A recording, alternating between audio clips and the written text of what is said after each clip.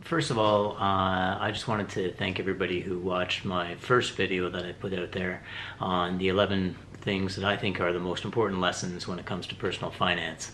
That's really the first finance video that I've made, and I just wanted to say thanks for the people who watched it. There's a lot more people who've watched it than I thought, and especially those people who took the time to put a nice comment. So let's get started. My job for today is I'm going to try to tell you guys everything that you need to know about investment accounts in Canada in about 10 minutes.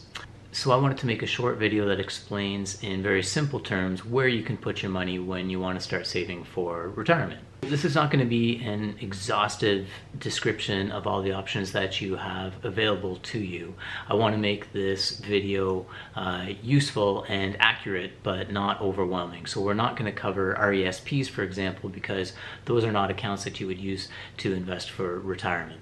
In Canada, you basically have 5 options: bank accounts, savings accounts, non-registered account investments accounts, RRSPs and TFSAs. So when it comes to investing for more than a few years though, it's really only the last 3 that really matter. But we'll go through them all just to make sure that you understand how they work. So the first 2 are easy and you're probably familiar with them already. You likely already have a bank account. This isn't for investing, but rather for your day-to-day financial needs.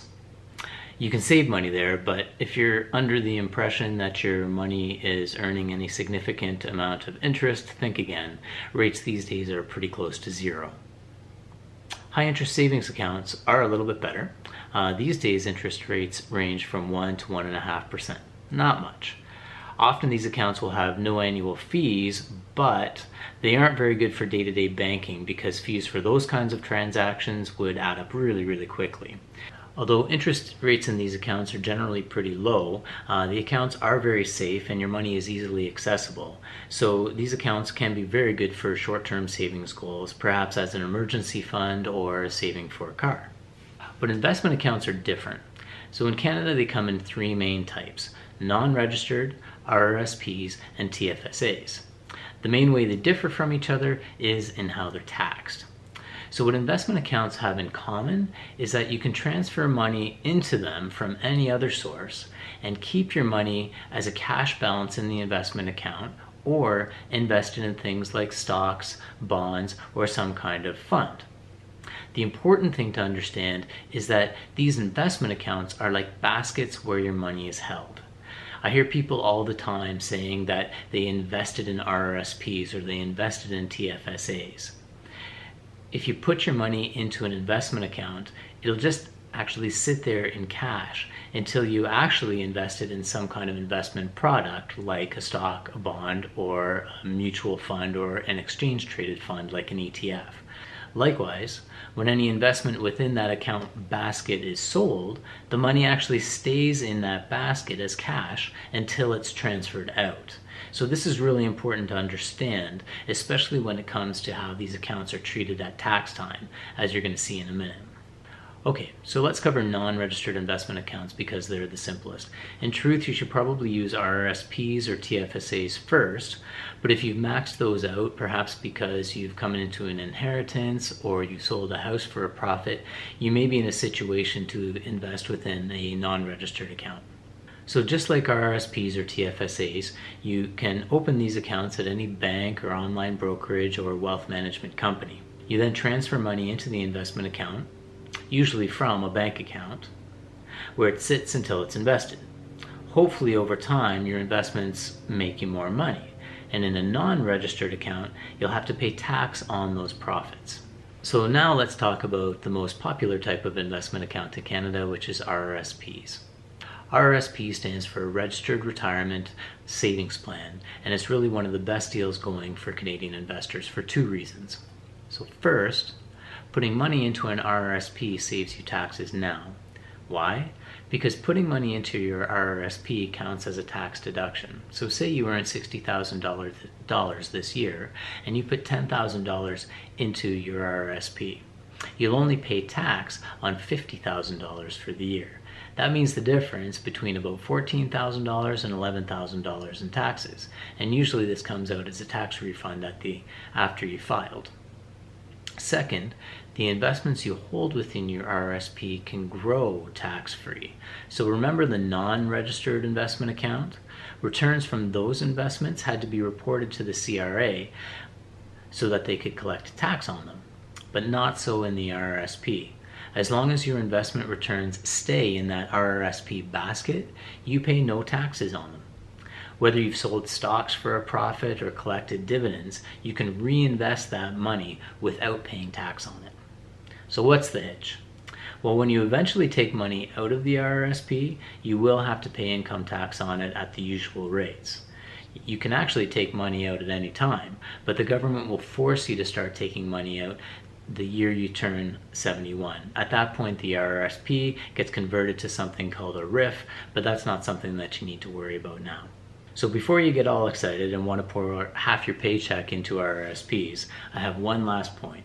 The maximum annual contribution is 18% of your gross income, up to a maximum of $26,000 per year, which increases by the rate of inflation. If you have unused room, it will be carried forward indefinitely. And don't worry, the CRA will keep track of this for you. You just have to look on your notice of assessment, or you can log into your MyCRA account online to see how much room that you have. What are spousal RRSPs? Well, I don't want to get bogged down here, so I'll just touch on this briefly. But if you're in a situation where one partner earns significantly more than the other, opening a spousal RRSP in addition to your individual RRSPs can help minimize taxes in retirement. So in most cases, if you're just getting started, this is something that you can worry about down the road. RRSPs might be the most popular type of investment account in Canada, but the other secret weapon that Canadian investors have is the TFSA, which stands for Tax-Free Savings Account. So TFSAs haven't been around for as long as RRSPs, and they have different characteristics that make them an incredibly powerful sidekick. So if we think about RRSPs as deferring your tax bill into the distant future while growing your money tax-free now, TFSAs still require you to pay income tax now while saving you taxes in the future. So here's how it works. It's pretty simple. You put money into your TFSA basket, say from your bank account. There's no tax deduction now. It's funded with after-tax dollars. So there's no tax refund from TFSA contributions like there is for RRSPs. But again, there are two huge benefits. First, just like the RRSP, while money is in the TFSA basket, you don't pay tax on any of the investment profits. And this might not seem like a big deal now, but it means that over time, your investment returns will grow much faster due to something called compounding. Second, anytime you make a withdrawal from your TFSA, whether you're 30 or 130, that withdrawal is completely tax-free. So currently you're allowed to contribute $5,500 to your TFSA annually, starting at age 18, but this is slowly increasing with inflation. So like the RRSP, this contribution room is cumulative.